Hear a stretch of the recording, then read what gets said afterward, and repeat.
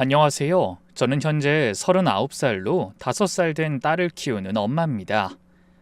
저는 지금으로부터 2년 전 큰 사고를 겪었고 가까스로 의식을 회복하게 되었어요. 그런데 눈을 뜨고 깨어났을 때 들은 소리가 바로 차라리 그냥 죽지. 깨어나지 말지 그랬니? 라는 말이었죠. 그것도 다름 아닌 시어머니에게 말입니다. 하지만 그다지 충격적이진 않았다는 게 핵심이에요. 보통 사람들이라면 그 상황 자체를 받아들이지 못했겠지만 저희 시어머니는 그런 분이었기 때문입니다. 이유는 딱 하나. 평범했던 제가 의사인 남편과 결혼을 했기 때문이고요. 남편과 저는 각각 20살, 26살에 처음으로 만나게 되었습니다. 시골에서 홀어머니 모시고 살던 저와 서울에 살던 남편은 접점이 거의 없었는데 남편이 공중보건의사로 군복무를 대신하고 있을 때 만나게 된 거죠. 우린 첫눈에 반하게 되었고 거의 2년 가까이 사귀게 되었어요. 그리고 첫 연애를 시작해본 사람들이 대부분 그렇듯 우린 순진하게도 결혼까지 약속했습니다. 지금 생각하면 우습게 짝이 없지만 실가락직 나눠 끼며 검은 머리가 팥뿌리가 될 때까지 함께 하기로 말이죠. 젊고 혈기왕성하고 책임감이 넘쳤던 남편은 집에 그 사실을 말했다고 하더군요. 그땐 마냥 저를 진지하게 생각해주는 게 고마워서 좋기만 했었는데 마주한 현실은 그렇지가 않았습니다. 시어머니는 제가 살던 시골까지 내려와 저를 대면하곤 이렇게 말했죠. 우리 심플하게 갑시다. 돈 얼마까지 생각하고 나왔냐고 묻는 거예요. 네? 아니에요. 절대로 그런 게 아니라요. 아니긴 뭐가 아니야. 내 앞에선 솔직해도 된다니까요. 평생을 공부만 했던 순진한 내 아들 꼬여낼 땐 그런 연극이 먹혔는지 모르지만 난 아니거든요. 얼마요? 말을 해봐요. 내가 대충 가격 생각하고 오긴 했는데 모자라면 더 뽑아야 되니까. 마님 계좌이체로? 어머님, 저 만재 오빠 정말 진심으로 좋아해요. 아니, 사랑하고 있어요. 제 말에 시어머니는 푹하고 비웃더니 이내 표정이 굳었습니다. 사랑? 가진 거라곤 젊은 몸뚱이 하나밖에 없는 아가씨가 포부가 당돌하네. 그래서 설마 진짜 내 아들이랑 결혼이라도 하겠다는 건가요? 머리가 나쁘면 자기 분수라도 알아야지. 우리 집안이 어떤 집안인 줄 알아요? 손이 귀한 우리 집, 시아버지부터 남편, 그리고 지금 내 아들까지 모두 의사예요. 물론 저나 시어머니 집안은 말할 것도 없고. 제가 부족하다는 건 알지만요. 저는 부족? 지금 아가씨가 상황 파악이 안 되는 모양인데 부족하다는 단어 뜻을 모르는 모양이네. 머리가 안 좋아 보이니까 차근차근 설명해 줄게요. 100만, 아니 그쪽 수준 맞춰서 다시 말하죠. 그러니까 1,000원을 내야 하는데 900원밖에 없을 때 부족하다고 하는 거예요. 즉, 그쪽은 부족한 게 아니라 없는 거지. 딸랑 100원 들고 1,000원짜리를 탐내는 건 도둑년이지. 이제 이해됐어요? 그러니까 부족하다는 말은 쓰지 말라고요. 네, 이해했습니다. 근데 저는 진심이거든요. 오빠를 정말로 사랑하고 있고 그놈의 진심은 누가 알아나 준다고 생각해요? 제가 충고 하나 하죠. 제발 본인 분수에 맞게 살아요. 우리가 마주보면서 같이 앉아있다고 하더라도 우린 사는 세상이 달라요. 일종의 보이지 않는 벽이 있는 거고 거기서는 여기로 절대로 못 넘어온다 이 말입니다. 아무리 바라 그래도 절대로. 아셨어요? 뭐 더 노력을 하면 처분될 수 있겠지만 그러고 싶어요. 저는 그 말에 눈물을 뚝뚝 흘렸고 시어머니는 웃으며 돈뭉치를 테이블 위에 올려놨죠. 알아들은 것 같으니 돈은 여기 놓고 갈게요. 아니요, 저 돈 안 받아요. 오빠랑 헤어질 수 없어요. 내가 헤어져 달라고 했나? 하, 재밌네. 드라마를 정말 많이 봤나 봐요. 촌스럽게 내가 굳이 헤어져라 이러면서 왜 당신 같은 여자한테 돈을 주겠어요? 말했잖아요. 어차피 바라 그래도 결혼은 못할 거라고. 잘해도 첩이 되는 게 최고의 성공일 거라고 장담해요. 그러니까 이 돈의 의미는 그저 순진한 내 아들 시골에서 심심했을 텐데 그간 같이 놀아줘서 고맙다는 성의의 표시랄까? 모자라면 말해요. 앞으로도 그 몸으로 종종 우리 아들 심심풀이 해주면 내가 용돈식으로 챙겨줄 테니까. 아, 내 아들 만나는 동안 상병만 옮기지 말고. 정말 치욕스러웠습니다. 마치 저를 몸 파는 여자처럼 생각한다는 것 자체가 끔찍하게 싫었죠. 드라마에서 보는 것처럼 얼굴에 물을 뿌리지도 않았고 욕도 하지 않았지만 어떤 말보다 더 크게 상처가 되었고요. 결국 그 일이 있고 우린 얼마 가지 않아서 헤어지게 되었습니다. 물론 그 이별이라는 게 아주 힘들었지만 말이죠. 차라리 도망이라도 가자며 울고불고 하는 사람과 헤어지는 건 저에게도 굉장히 고통스러운 일이었어요. 어린 마음에 의사라도 돼서 당당하게 그 앞에 다시 서고 싶은 마음도 생겼죠. 하지만 현실적으로 제가 의사가 되기에는 무리가 있었고 그 대안으로 선택한 게 간호사였습니다. 그렇게 세월이 흘렀고 저는 정말 우연히 남편과 한 대학병원에서 만나게 되었어요. 그 사람은 제게 울먹이며 말했죠.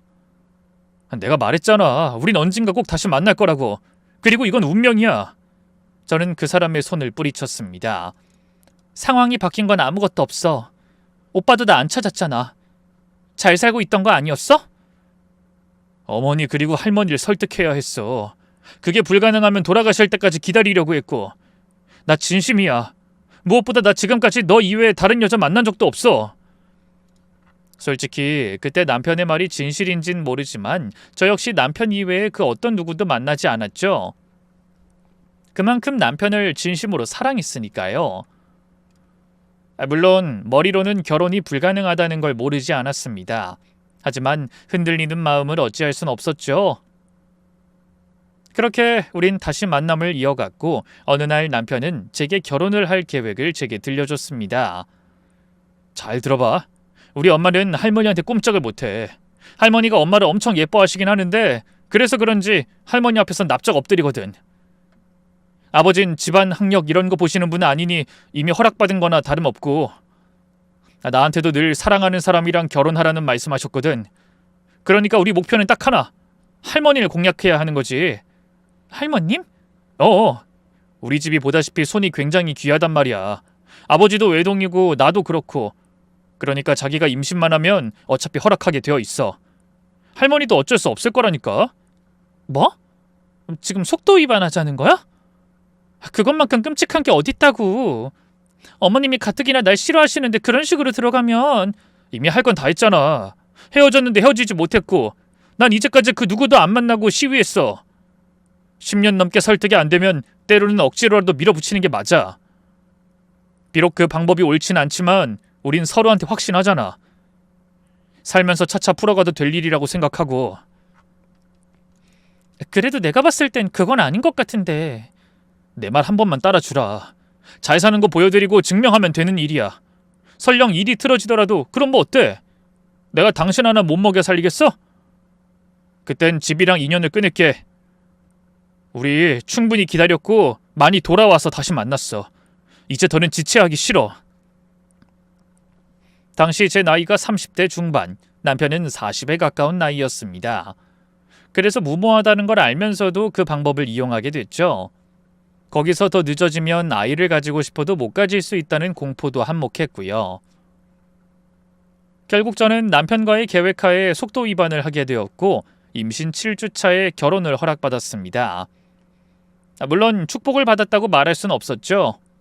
할머님의 표정도 안 좋았고 시어머니는 거의 뒤로 넘어갔으니 말입니다. 더구나 결혼 허락과 함께 조건이 붙었다는 거였죠. 시어머니는 딱 3가지를 지키라고 말했습니다. 일단 일은 그만둬. 간호사라고 했지. 그만두기 아까운 직업도 아니니 어려울 거 없겠지. 그 말에 남편이 나서서 반대했죠. 멀쩡한 직업을 왜 그만둬. 간호사도 의사 못지않게 배워야 하고 이 사람은 경력도 있어서 대우도 좋아. 힘들게 들어간 직장을 결혼한다는 이유로 그만두는 거 촌스러워. 시대가 바뀌었고 이 사람이 그만둔다고 하는 게 아니면 난 계속해도 상관없다고 봐. 집안 살림은 안 배워? 결혼을 선택했으면 포기하는 것도 있어야지. 더구나 우리 집안에서 간호사 출신 며느리? 오히려 흠이 되는 일이야. 몰라서 물어? 더구나 같은 병원이야. 엄마! 무슨 그런 억지가 있어. 뭐 엄마는 살림해? 안 했잖아. 가정부 아주머니들이 다 해주는데 이 사람만 왜 살림을 배워야 해? 나랑 쟤랑 같니? 기본적으로 난 결혼 전부터 신부 수업 받은 사람이야. 근데 이런 애가 뭘 할 줄 알겠어? 혼자 자취해서 웬만한 건 다 만들 줄 안다? 그게 살림이니? 김치찌개랑 된장찌개 끓인다고 그게 요리야? 처음부터 다 뜯어 고쳐야 그나마 따라올까 말깐데. 무엇보다 나이가 어린 것도 아니고 여자 나이 30대 중반이면 여자로선 끝장난 나이야. 아이, 무슨 말을 그렇게 해? 그럼 난 40대야. 30대가 끝장이면 난 죽을 날 받을 나이야? 남자랑 여자랑 같니? 다른 건 뭐가 있어? 요즘엔 30대가 예전에 20대인 거 몰라? 말이 되는 소리래. 결혼 정년기가 늦어진 것뿐이지 그게 젊은 나이는 아니니까. 그때였습니다. 가만히 있던 할머님이 입을 열더군요. 너희 엄마 말 틀린 거 없다. 나이도 생각해야지. 뱃속에 애까지 데리고 있으면서 간호사 하는 건 할미도 반대다. 이 간호사라는 게 쉬운 일도 아닌데 무리는 시키지 말아야지. 뱃속에 애 생각은 안 할 참이야. 시대가 바뀌어도 아닌 건 아니다. 할머님이 편을 들자 시어머니의 표정은 의기양양해졌고 남편 역시도 말을 못했습니다. 그 뒤에 시어머니는 3년 동안 시댁에서 살 것을 요구했지만 그건 그나마 남편의 반대로 겨우 1년으로 줄었죠. 솔직히 그때까지 저는 최대한 수용을 했습니다. 하지만 마지막 조건은 도저히 받아들이기 힘들더군요. 바로 저희 어머니를 결혼식에 오지 말라고 한 겁니다. 이유는 저희 어머니가 미혼모였기 때문이었죠. 남편은 바로 반박을 하더군요. 아이, 엄마, 그게 무슨 말이야? 아이, 다른 건 몰라도 그건 그냥 억지고 심술 부리는 거야. 나한텐 장모님이고 이 사람을 낳아준 분이잖아. 인간적으로 그건 아니지. 인간적으로 나도 이 결혼 아니라고 본다. 속도 위반한 것만으로도 갖지 않고 기가 찬 노릇인데 제 엄마 미혼모라며? 남들 보기 쪽팔려서 그래. 우리 집안이 대대로 어떤 집안인데? 엄마! 소리 지르지 마! 저쪽 집도 양심이 있으면 이 정도 부탁은 아무것도 아니지. 입장 바꿔서 내가 그런 부탁받아도 난 들어줄 거다. 자존심이고 규칙이고 뭐가 중요해?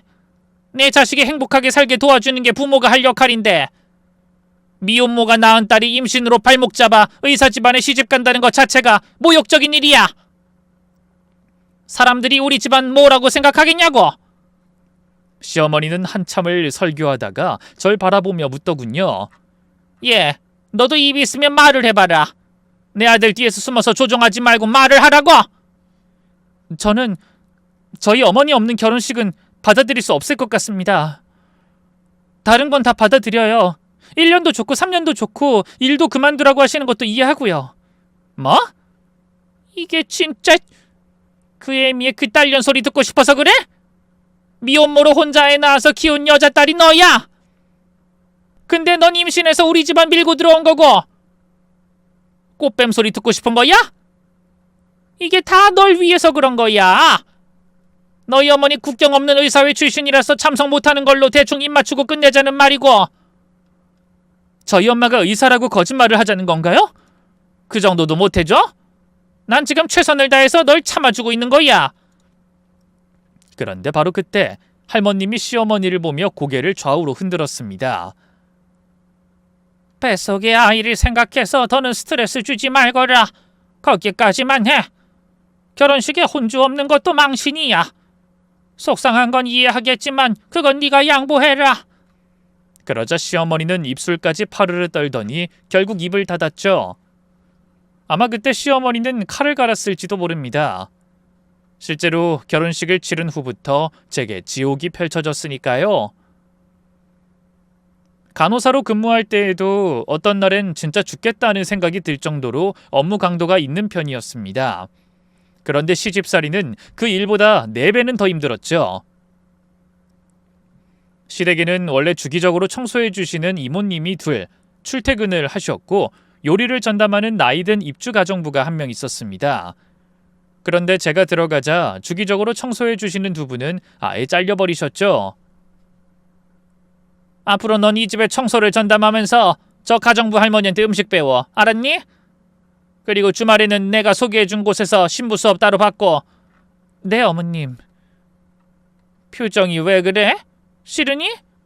왜? 시집만 오면 팔자가 바로 필 줄 알았어?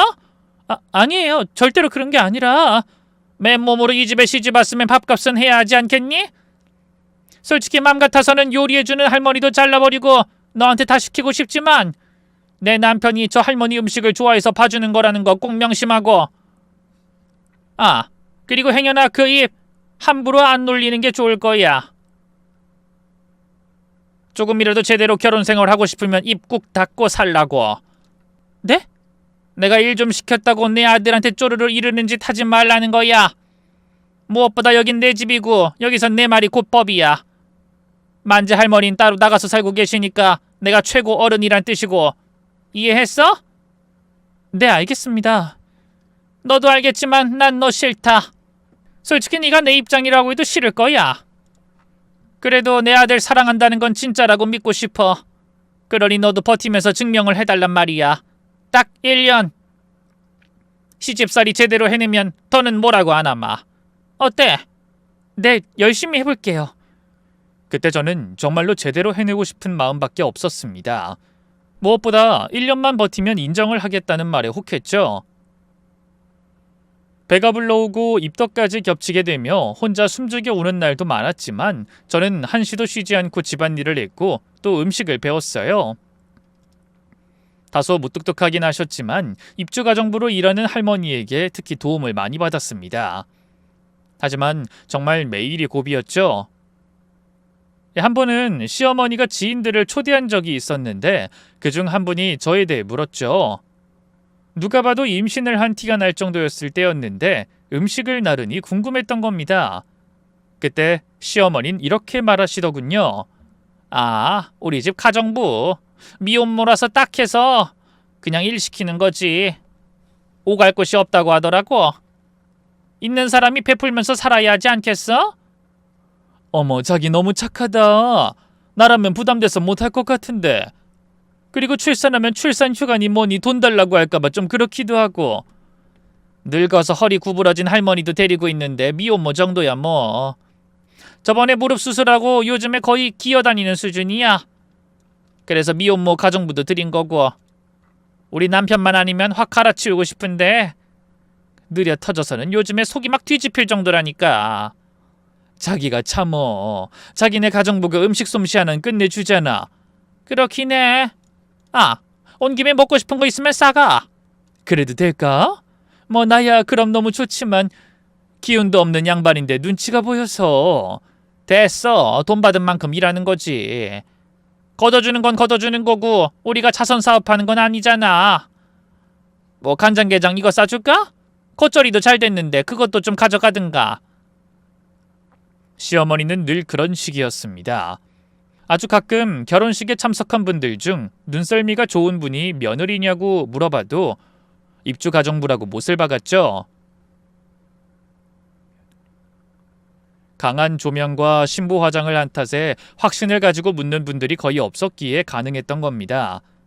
하지만 그보다 더 불쾌했던 것은 남편이나 시아버지가 집에 오는 시간부터는 절대로 제게 일을 시키지 않으려고 했던 거였어요. 하루는 가정부 할머니와 배추를 한참 다듬고 있는데 손목을 잡아채서는 방으로 들어가라고 했죠. 놓고 들어가, 당장! 저희가 할머니가 혼자 하시기에 양이 많아서 제가 그냥 같이 집어치우고 방에 들어가서 잠이나 자! 괜히 고생한 티내면서 동정표 얻을 생각 말고. 어머님 그런 게 아니라요. 정말 양이 너무 많고 무거워서요. 야, 내가 돈 주지 네가 돈 주니? 이 가정부는 돈 받고 일하는 사람이야. 그러니까 착한 척 위선 떨지 말고 좋은 말로 할 때 들어가. 내가 알아서 도울 테니까. 저를 그렇게 억지로 들여보낸 뒤에 본인이 혼자 다 한 것처럼 하곤 했죠. 임신한 며느리를 본인이 모시고 사는 것 같다며 너스레를 떨기도 했고 저와 뱃속의 아이를 걱정하는 듯 떠들기까지 했습니다. 즉, 시어머니가 본색을 드러내는 건 남편이 없을 때뿐이었죠. 가뜩이나 의사라는 직업이 시간을 내기도 힘들었으니 대부분이라고 봐도 무방했습니다. 그날도 응급이 떠서 남편이 다시 병원으로 가자마자 바로 방으로 들어와 제게 소리를 지르더군요. 아주 팔자가 좋구나. 임신이 유세야 유세. 아들도 아니고 겨우 딸 가진 주제. 너 언제까지 그렇게 놀 거야? 일 안 해? 얼른 튀어나와! 네, 어머님 바로 나갈게요. 저는 바로 나가서 가정부 할머니를 돕기 시작했습니다. 많이 힘드셨죠? 죄송해요. 제가 도중에 빠지는 바람에. 나머진 제가 다 할게요. 됐어. 아니에요. 제가 해요. 무릎도 안 좋으시면서. 양념 만드는 것만 좀 가르쳐 주세요. 시어머니는 제가 시집살이를 하는 순간부터 특히나 아이 성별이 밝혀진 이후로 일을 엄청 늘리셨어요. 김장을 하더라도 온 동네 사람들을 나눠주려는 듯 대량으로 했고 손이 많이 가는 요리를 요구하곤 했습니다. 때문에 저는 가정부 할머니에게 늘 죄송한 마음이 있을 수밖에 없었죠. 그래서 저는 늘 살갑게 대했지만 가정부 할머니는 좀처럼 제게 마음을 열어주시진 않으셨습니다. 말을 거의 안 하시기도 하셨고 무슨 생각을 하는지 도통 알기 어려웠죠. 아마 그래서 저는 더 외롭기도 했습니다. 벅찬 집안일에 치이고 만삭의 몸이 버거운 것보다 말을 할 사람이 없다는 게 더 힘들더군요. 그렇게 저는 마지막 날까지 일을 하다 출산을 했죠. 시어머니는 병원에 오셔선 제 딸을 보곤 그러시더군요. 이거 유전자 검사 해봐야 하는 거 아니야? 어쩜 이렇게 내 아들을 하나도 안 닮아? 제 곁에 있던 남편은 이에 시어머니에게 소리를 질렀습니다. 엄마, 그걸 지금 말이라고 해? 계획해서 낳은 거야. 내가 그러자고 해서 낳았고. 누가 뭐라 그랬니? 농도 못해? 누가 보면 내가 구박이라도 한 줄 알겠네. 농담도 상황 보면서 해야지. 출산한 사람 앞에서 그러고 싶어? 알았어. 아들 가진 게 죄지. 근데 만재 너도 그러는 거 아니야. 솔직히 지금 너희들 나이에 애 다시 가진다고 해도 늦었는데 그것도 아들일 가능성이 있어? 또 딸 나오면 그땐 못 낳아. 지금 대가 끊어지게 생겼는데 내가 좋은 소리가 나가? 엄마 제발 제발 좀 속상한 것도 말 못하니? 알았어 안 해. 됐어? 이거 아들 모셔서 무슨 말도 못하겠네. 근데 퇴원은 이제 바로 가능한 거 맞지? 내일. 근데 이 사람 내가 아는 산후조리원에 등록해놨어. 거기서 2달 쉬게 할 생각이고. 뭐? 우리 집이 뭐가 모자라서? 집이 좁길래 일해주는 사람이 없어? 그냥 와서 편안하게 산후조리하면 되는걸. 조리원에 등록했다고? 그것도 2달씩이나? 이미 했으니까 어쩔 수 없어. 엄마도 그렇게 알고 있어. 이건 아니지. 1년 중에 2달을 날릴 순 없는 법이다. 무조건 1년 채워. 거기 정 그렇게 가겠다면 분가도 2달 늦춰서 나가. 그 정도는 해줘야지 나도 이해를 하지. 엄마, 꼭 그렇게까지 해야겠어? 해야지, 약속인데. 그 정도도 못할 거면 결혼을 하지 말았어야 하고. 아니야? 이제 와서 딴소리하면서 약속 어기면 나도 가만히는 안 있을 거야. 결국 저희 분가 날짜는 2달이 더 밀리긴 했습니다. 하지만 저는 그 2달 동안은 온전히 쉴 수 있었죠. 남편에게 앞서서 일어난 일들을 말하진 않았지만 청소 이모를 자른 걸 알고 대충 눈치로 알고 있었던 겁니다. 나름 저를 보호하려고 2달간 쉬게 해준 거였고요. 아마 남편 역시도 딱 1년만 참자고 저와 비슷한 생각을 했던 것 같았죠. 하지만 악착같이 1년을 다 채운 뒤에도 나아지지 않았던 게 문제였던 겁니다. 분명 분가를 했지만 시어머니는 거의 매일같이 저를 불러서 일을 시키셨거든요. 뿐만 아니라 하루는 이런 일도 있었죠. 시댁에 도착하니 어떤 젊은 여자와 함께 있었는데 시어머니가 그 여자에게 이러더군요. 이렇게 늦게 만나서 난 너무 아쉬워요. 집안 좋고 학력도 뛰어나고 이렇게 예쁘기까지 한데. 진짜 난 딱 며느리 삼았으면 좋겠어. 내가 딱히 다른 소원이 없다니까요. 좋게 봐주셔서 감사해요, 어머님. 어머님이라니. 나 방금 심장이 두근거렸어. 딸 같은 며느리? 그런 거 떠올라서 눈물 날 뻔했잖아요. 서류 정리되면 진짜로 우리 아들 한번 만나볼래요? 내가 팍팍 밀어줄 테니까요. 어때요? 내가 한번 추진해봐요? 그게... 여자는 저를 흘낏 보더니 어색하게 웃었습니다. 신경 쓰지 말아요. 어차피 헤어지게 되어 있으니까 걱정할 것도 없어. 정말 기가 막히더군요. 아이까지 들쳐업고 있는 제 앞에서 그런 소리를 했던 겁니다. 농담이라고 생각을 해도 오고 간 말만 들어보면 남편은 벌써 이혼을 했다고 봐야 할 수준이었죠. 그 여자가 떠난 뒤에도 시어머니는 미안하다는 기색조차 없었어요. 오히려 저를 앞에 앉혀놓고 온갖 여자들의 신상이 적힌 종이를 펼쳐 보이기까지 하셨죠. 이 여잔 세무사인데 아버지가 은행장까지 하셨어. 그리고 5급 공무원. 아버진 교수지. 또 이 여잔 법조계 할아버지의 검사 출신 변호사. 이혼 전문이라서 너도 알아두면 좋을 거다. 어떠니? 내 아들이랑 어울리니? 붙여놓고 보면 한 쌍의 원앙이 따로 없지 않니? 이런 이야긴 왜 하시는 거예요? 1년만 버티면 인정해 주실 거라고 하셨잖아요. 제가 작게 반박하자 시어머니는 콧방귀를 끼시더군요. 인정해. 너 보통 아닌 거. 근데 내가 언제 며느리로 인정을 한다고 했니? 내가 말했잖아. 너 같은 쪽속들은 딱 질색이라고. 남자 잘 만나서 팔자 고치려는 꽃뱀 같은 걸 내가 왜 내 며느리로 받아줘? 난 여전히 이전이랑 똑같아. 내 아들 심심하고 적적할 때 찾는 여자 그 이상도 이하도 아니라고. 이 결혼 역시도 마찬가지야. 요즘 한 번 다녀온 게 흠도 아니잖아. 어머님 진짜 너무하세요. 너무한 건 너야 너. 누울 자리 보고 다리를 뻗어야지. 무엇보다 남자라는 건 다 똑같아. 애 낳고 나면 여자한테 관심이 빠르게 식어버리지. 우리 남편도 딱 그랬어. 만재 태어난 뒤에 아이를 안 가진 게 아니라 못 가진 거거든. 뒤로 딴살림 차리고 있는 것도 난 다 알고 있으면서도 그러려니 했고. 그러니 그 핏줄이 어디 가겠니? 두고 봐라. 내 아들이 어떻게 나오나. 어머님, 이 여자들 다 소개해 줄 거야. 하나도 빠짐없이 전부. 그럼 내 아들도 생각 바뀌는 건 시간 문제일걸. 계집애 하나 낳아서 우리 집 대 끊어놓은 너 버리는 것은 일도 아니지. 그러게 내가 옛날에 뭐랬니? 잘해봐야 첩이라고 했잖아. 그날 이후 시어머니는 남편이 누구랑 만났고 밥을 어디서 먹었다며 이야기까지 시작했습니다. 누구는 병원에 직접 찾아갔고 또 누군 남편과 연락을 주고받고 있다고 했죠. 물론 저는 그런 시어머니의 말을 다 믿진 않았어요. 하지만 불안함이 드는 건 어쩔 수 없었던 겁니다. 하지만 저는 대놓고 당신 오늘 누구 만났어 하고 물을 수도 없었어요. 왜냐하면 그 무렵에 남편 역시도 굉장히 예민했고 작은 일로도 저와 자주 다투곤 했기 때문이었죠. 그러다 하루는 아이가 열이 심하게 나서 늦은 새벽에 병원에 가게 된 겁니다. 의사라서 아이 상태를 누구보다 잘 알면서도 막상 한 아이를 키우는 부모의 입장이 되니 남편도 이성을 잃더군요. 도대체 당신은 뭘 했기에 애가 저 상태가 될 때까지 그냥 뒀어? 요즘 대체 왜 그래? 지금 아이가 아픈 게 내 탓이라는 거야? 그럼 집에서 하는 일이 뭐야? 도대체 뭐 한다고 매일 피곤해서 죽겠다는 표정인 거냐고? 뭐? 지금 말 다 했어? 힘드니까 피곤한 거지. 나도 힘들어. 나도 죽겠다고. 어이가 없네.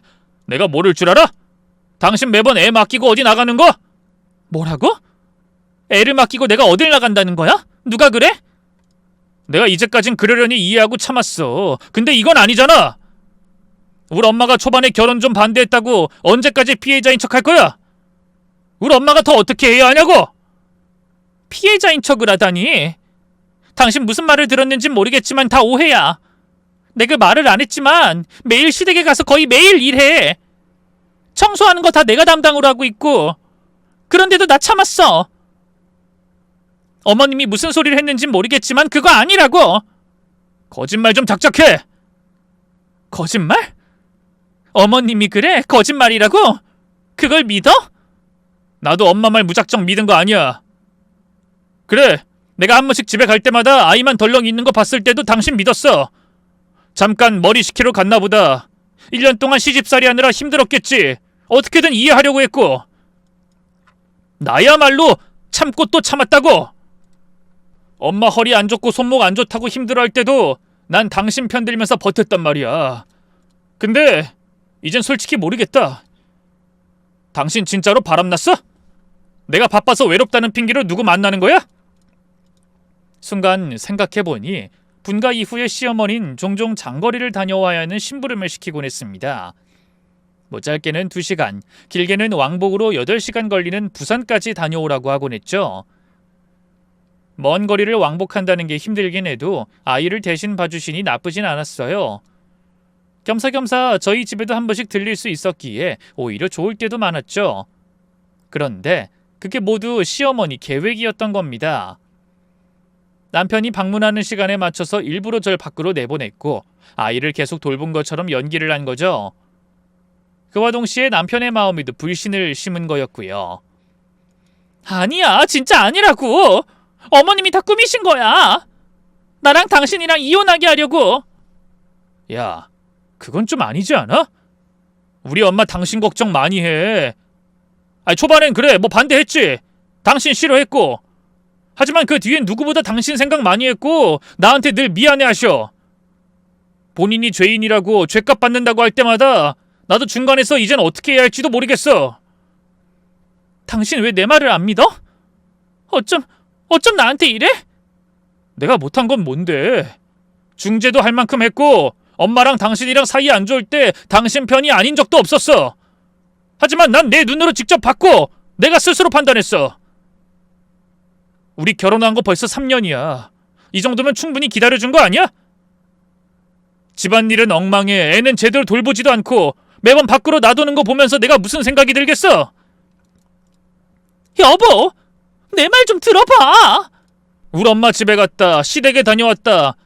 나 매번 당신한테 그 소리 들었어. 근데 내가 갈 때마다 당신은 한 번도 없었어.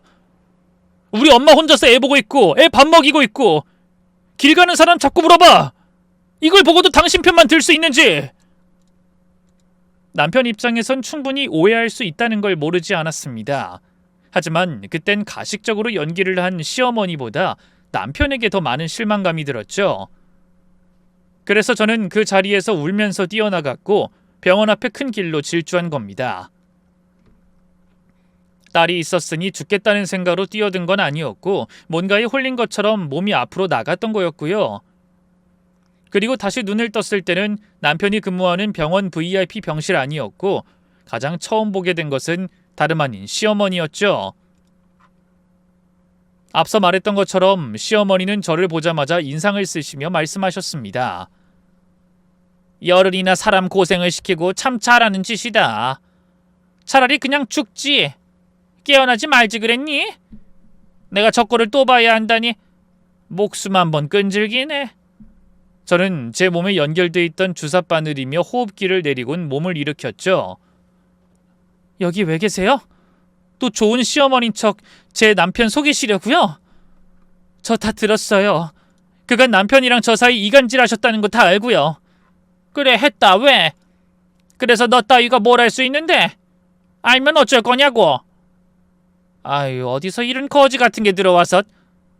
나도 머리 아파. 애써서 떼어놓으면 또 들러붙는 거머리 같은 너 때문에 내가 늙어서 이게 무슨 고생이니? 그러게 한 번에 떨어져 나가면 좀 좋니? 언제까지 이러실 건데요? 언제까지? 제가 소리를 지르자 시어머니는 제 뺨을 내리쳤습니다. 어디서 벌어지만도 못한 게 나한테 소리를 질러? 감히! 솔직히 말해서 난 너라는 애랑 같은 공간에 있는 것조차 끔찍하고 싫어. 아는지 모르겠지만 1층에 있는 화장실 난 절대로 이용 안 해. 너나 가정부 청소하는 이모들 쓰는 그 화장실은 들어가기도 싫고.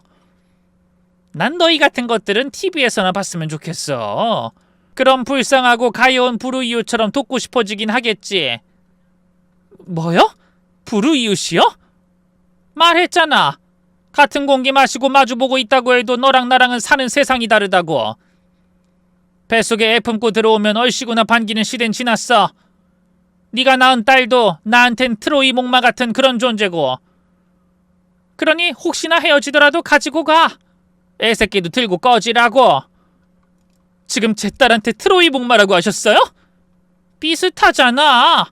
아무짝에도 쓸모없는 딸 낳아서 내 집으로 기어 들어온 거 보면.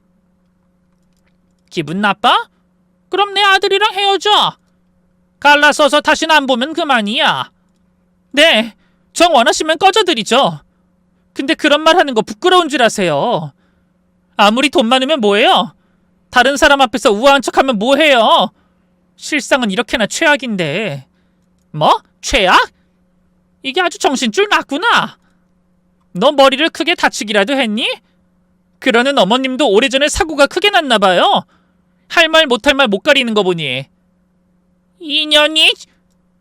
시어머니는 또다시 때리려는 듯 손을 높이 들었고 저는 눈을 질끈 감았죠. 그런데 눈을 슬쩍 떠보니 시어머니의 손목을 가정부 할머니가 잡고 있었습니다. 그러자 시어머니는 신경질적으로 팔을 뿌리쳤고 가정부 할머니는 위태롭게 비틀거렸죠. 미쳤어? 지금 누구 손을 잡아 더럽게? 시어머니는 신경질적으로 자신의 손목을 막 털며 짜증을 내더군요. 그만하세요, 사모님. 깨어난 환자한테 그러는 거 아닙니다. 가정부 할머니가 저를 보호하듯 막아서자 시어머니는 어이가 없다는 듯 웃었습니다. 당신 말도 할 줄 알아? 오래 살고 볼 일이네. 내 앞에서 한마디 이상 하는 걸 다 보고. 혹시 노망 났어? 이제 주인이고 뭐고 안 보여? 하. 그래, 뭐 같은 것들끼리 모이는 법이긴 하더라. 이참에 잘 됐어. 우리 집에서 돈 받고 일하는 주제에 고개 뻣뻣하게 들고 꿀먹은 벙어리처럼 대답도 잘 안 하는 당신 같은 가정부 나도 필요 없었어. 당신도 나가! 나갈 사람은 제가 아니죠. 사모님이 나가셔야죠. 하, 기가 차서. 내가 주인이고 넌 돈 받고 일하는 하인이야. 옛날 같았으면 노비고. 내가 나가라는데 지금 가정부 주제 그딴 식으로 말을 해? 다른 집에서 고용 못하게 싹 다 전화 다 돌려줄까? 요리 하나 잘하는 것 때문에 붙어있게 해줬으면 숙일 줄을 알아야지. 저는 아무한테나 고개 숙이진 않습니다. 와, 이거 진짜 노망났네. 알았어. 이 버러지 같은 것들끼리 위로하면서 그렇게 살아. 대신 위로 올라올 생각은 마. 버러지는 자고로 바닥을 기어야지. 내가 당신 가만 안 둬.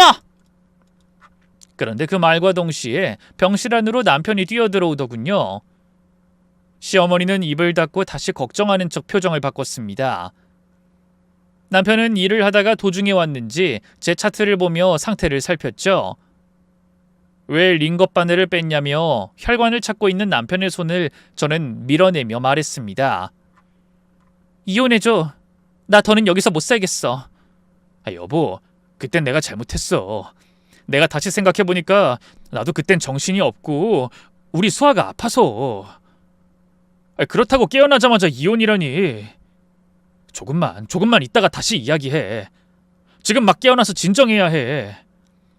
머리는 어때? 아프지 않아? 됐고 당장 이혼해달라고! 그때 병실 문이 열리며 시할머니가 들어오시며 이렇게 말씀하셨죠. 그럼 이혼해야지. 이에 남편은 당황했고 시어머니의 표정은 밝아졌습니다. 하지만 할머님은 제가 아닌 시어머니를 향해 걸어갔고 그 앞에 멈춰서서 바로 뺨을 때리시더군요. 누구도 예상하지 못한 일에 병실은 몇 초간 정적이 있었고 시어머니는 파르르 떨면서 소리를 질렀죠. 지금 저를 때리신 건가요, 어머님? 어떻게 저를... 저한테 어쩜 이래요? 감히 내 손주 며느리한테 손찌검을 해? 그러니 때렸다. 어머님, 무슨 말씀하시는 거예요? 제가 누굴 때려요? 시어머니는 당연히 바로 발뺌을 했고 이때 가정부 할머니가 시할머니를 보며 깊게 고개를 숙였습니다. 그러자 시할머니 역시 가정부 할머니에게 고개를 똑같이 숙였죠. 당연히 그 상황을 그 누구도 파악하지 못했습니다. 무엇보다 당황한 것은 시어머니였어요. 어머님, 설마 이 가정부 우리 집에 심은 거예요? 저 여자가 일렀어요? 그래, 그럼 이 정도 보험도 없이 내 손자를 너한테 맡겼을까? 어머님, 나도 너 이제까지 많이 참아줬다. 왜? 내가 죄인이니까. 내 아들이 좋아하던 그 여자랑 갈라놓고 이 집에 너 불러들인 게 나였어. 저 핏덩이를 너한테 길러달라고 맡긴 것도 나였고, 집안 좋고 야망 있는 너를 귀히 여긴 것도 나였으니 네가 앞에서는 호호거리고 뒤에서는 행패 부리는 것 정도 눈 감아줬지. 근데 넌 선을 넘었어. 어머님 만지 앞이에요. 여기서 그 여자 이야기를 하신다고요? 해야지. 이젠 다 컸고 알아야 할 건 알아야 하니까. 알고 보니 시어머니는 남편의 친어머니가 아니었습니다. 오래전 시아버지가 결혼하고 싶어한 여자는 저와 같이 평범한 사람이었고 당시 할머님이 둘의 사이를 갈라놓은 거죠. 마치 지금의 시어머니처럼 그렇게 구박해서 결국 쫓아낸 거였다고 하더군요. 당장 힘들더라도 세월 지나면 잊고 잘 살겠거니 했지만 시아버지는 평생을 그분만 그리워하며 살았던 겁니다. 이에 시할머니는 자신이 잘못했다는 걸 깨닫고 뒤늦게 절 식구로 받아들이셨던 거고요. 다른 사람은 몰라도 어머님은 절 이해해 주셔야죠. 어머님도 그래서 그 여자랑 그이 결혼 못하게 막으신 거 아니에요? 왜 저한테만 그러세요? 가정부까지 감시하라고 붙이고 선을 넘은 건 제가 아니라 어머님이에요. 미안하다. 하지만 애초에 가정부는 널 감시하는 용도가 아니라 내 아들을 감시하는 용도였어. 혹시나 그 여자를 다시 만날까 싶어서 오로지 널 위해 감시한 거였다. 어쩌다 보니 다른 것들도 알게 된 거지만 아가, 무려 3년이야. 3년을 넘게 손주 며느리 구박하고 둘 사이를 이간질했어. 네가 이쯤에서 그만하겠다, 다신 하지 않겠다면 나도 그냥 넘어가마. 어쩌겠니? 남편은 그 말을 듣더니 저를 보면서 미안하다고 했고 눈물까지 흘리며 저를 안아줬죠. 시어머니는 그 장면을 한참 보더니 입술을 꽉 깨물고 말했습니다. 못해요. 저는 쫓아내야겠어요. 저런 거 절대로 우리 집에 들이기 싫어요. 만재 제가 안 낳았지만 저 진짜 열심히 키웠고 의사로 만들었어요. 그 여자가 키웠으면 저렇게 잘 컸겠어요? 근데 제가 왜 눈치를 봐요? 저한테 이럴 권리 있고 저는 선을 넘었다고 생각 안 합니다. 그래, 정말 네 생각이 그렇다는 거지? 그럼 우리 인연은 여기까지로 하자. 만재야, 애비한테 연락해라. 이참에 결판을 지어야겠으니. 남편이 시어머니를 보면서 망설이고 있을 때 마침 아무것도 모르는 시아버지가 들어오셨고 분위기에 놀라 멈칫하시더군요. 할머님은 이제까지 벌어진 상황에 대해서 시아버지에게 모든 걸 말씀하셨습니다. 모든 이야기를 끝까지 들은 시아버지는 화를 냈죠. 3년이라니? 당신 진짜 미친 거야? 도대체 뭘 위해서 그렇게까지 하는데? 내가 못할 이유가 뭐가 있어? 그래, 나 구박했어. 그게 뭐? 가만두면 저 버러지 같은 년이 알아서 나가줄 것 같아? 의사 물어서 팔자 고치려는 것들이 다 그렇지. 여보! 왜? 그 여자 생각나니? 그래서 그래? 가난하고 천박한 그년 떠올려? 또 그 이야기야? 나 당신이랑 결혼하고 단 한 번도 찾아간 적 없어. 퍽이나. 뒤에 숨겨놓고 몰래 만난 거 아니고? 난 다 알아. 다 안다고. 알긴 뭘 알아? 매번 의심하면서 증거 한 번 못 잡은 건 내가 잘 숨겨서가 아니라는 거 아직까지도 몰라? 당신이 나 하나 보고 나 좋아해서 시집온 거 뻔히 아는데 내가 뒤에서 어떻게 그런 짓을 했겠어? 비록 당신한테 온전한 사랑은 주지 못했지만 단 한 번도 부끄러운 짓 한 적 없어. 하지만 내 아들 앞길까지 망치려고 드는 건 못 참아. 그럴 거면 차라리 이혼해. 그 말에 시어머니는 핏기가 몽땅 빠져나간 것처럼 하얗게 질렸습니다. 이건 나중에 알게 된 것인데 시어머니는 시아버지를 굉장히 좋아했다고 하더군요. 좋아하는 여자가 따로 있고 그 둘 사이에 낳은 아이가 있는 자리에 시집 올 정도로 말이죠. 물론 결혼 후부터 의심과 질투에 사로잡혀 사이가 벌어지긴 했지만 그 마음은 진심이었던 것 같았습니다. 이혼하자는 말에 온몸을 덜덜 떠는 것만 봐도 그랬죠. 시어머니는 꽥 소리를 질렀어요. 이혼?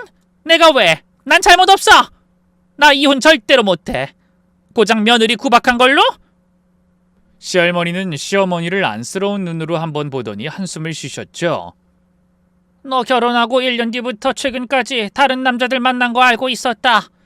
외로웠을 거고 혼자서 많이 힘들어 그런다고 그런 너 이해하고 여기까지 왔어. 네 아들한테도 말 안 했고 오로지 업보라고 생각했다.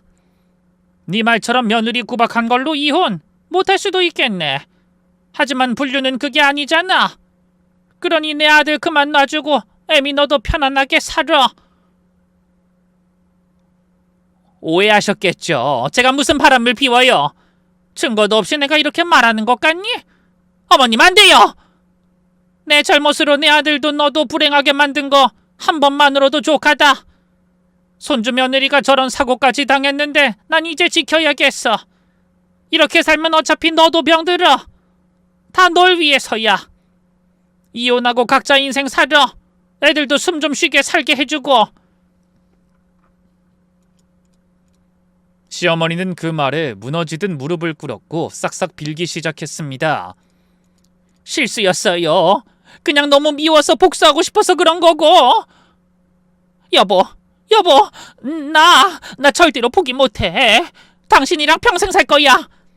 나 정말로 뒤로 당신이 그 여자 만나는 줄 알았고. 진짜야.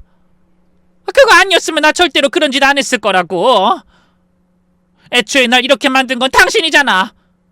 나 진짜 외로웠고 너무 힘들었다고. 진짜 마음으론 바람 안 피웠어. 맹세해. 시아버지는 앓는 소리를 내더니 입을 열었죠. 그럼 며느리한테 사과해. 다신 이런 짓 안 하겠다고. 약속도 하고. 그럼 바람 피운 것도 다 이해하고 넘어갈 테니까 그 정도는 할 수 있잖아. 뭐? 그래도 내가 어떻게 저런 애한테 사과를 해? 당신한테는 할게. 어머님한테도 100번 1000번 할 수 있어. 하지만 죽어도 전현한텐 못해. 전현만 보면 만재 친엄마처럼 느껴져서 끔찍하다고. 내가 왜 이런 마음을 가졌는지 당신은 알잖아. 이해해준다며. 하, 만재 친엄마? 그래서 며느리 그렇게 구박했던 거였어? 와, 이건 어떻게 고칠 수도 없겠네. 안 되겠다 여보. 우리 그냥 이혼하자. 시할머니는 자신의 잘못이라고 생각하고 시어머니의 모든 걸 감싸줬습니다. 자신의 아들을 두고 다른 사람을 만난다는 걸 알면서도 본인 탓으로 여겼죠.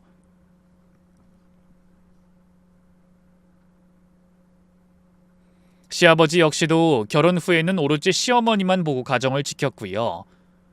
심지어 완전한 사랑을 주지 못해서 외로워 그랬던 거라고 불륜을 알고 난 뒤에도 용서하려고 했습니다. 하지만 시어머니는 그 기회마저 제 발로 걷어차버린 거였죠. 결국 뒤늦게 제게 사과를 하겠다고 했지만 시아버지는 이혼 소송을 바로 준비했습니다. 그리고 얼마 안가 시어머니는 하루아침에 쫓겨나게 됐죠. 만재야, 엄마 이런 식으로 정말 쫓아낼 거야? 이건 아니잖아. 저런 여자 하나 지키겠다고 이게 말이 되는 짓이야? 난 널 키웠어. 내 자식처럼 그렇게 키웠다고. 엄마, 키워주셔서 감사했어요. 종종 찾아뵐게요. 물론 저만요. 아들, 아빠한테 말을 해줘. 며느리한테 사과한다고.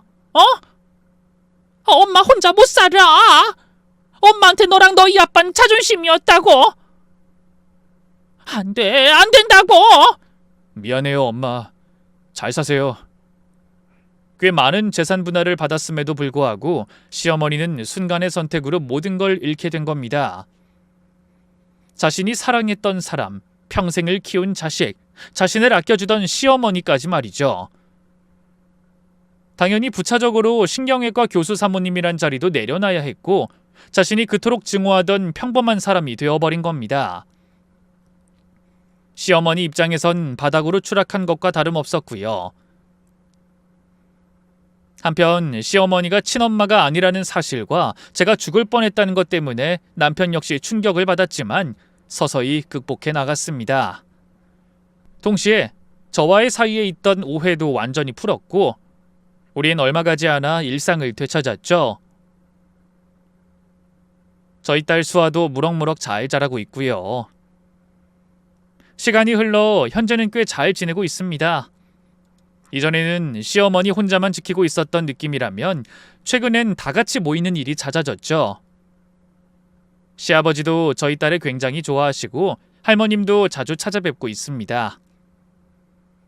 얼마 전엔 다 같이 여행도 다녀왔고요.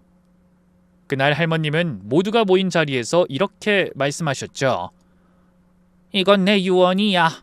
앞으로 누가 시집을 오든 장가를 들든 사람 됨됨이 하나만 보는 걸로 하자. 그저 두 사람이 좋다면 결혼시키고 뒷말 절대로 안 하기로 약속하는 거야. 알았니? 저희 모두 그 약속에 동의했습니다. 물론 좋은 집안, 직업, 명문대, 듣기 좋은 조건이죠. 근데 그런 조건이 과연 우리가 살아가는 하루하루를 책임질 수 있을까요?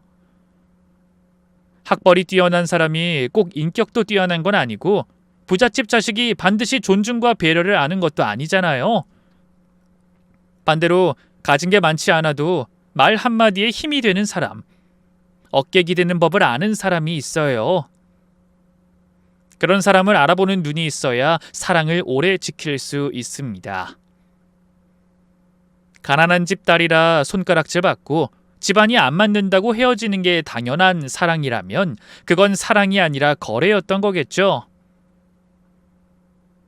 타인의 기대가 아닌 나의 기준으로 사랑을 지킬 수 있게 저처럼 거래 말고 사랑을 꿈꾸는 당신에게 조용한 응원을 보냅니다. 제 이야기 끝까지 들어주셔서 고맙습니다.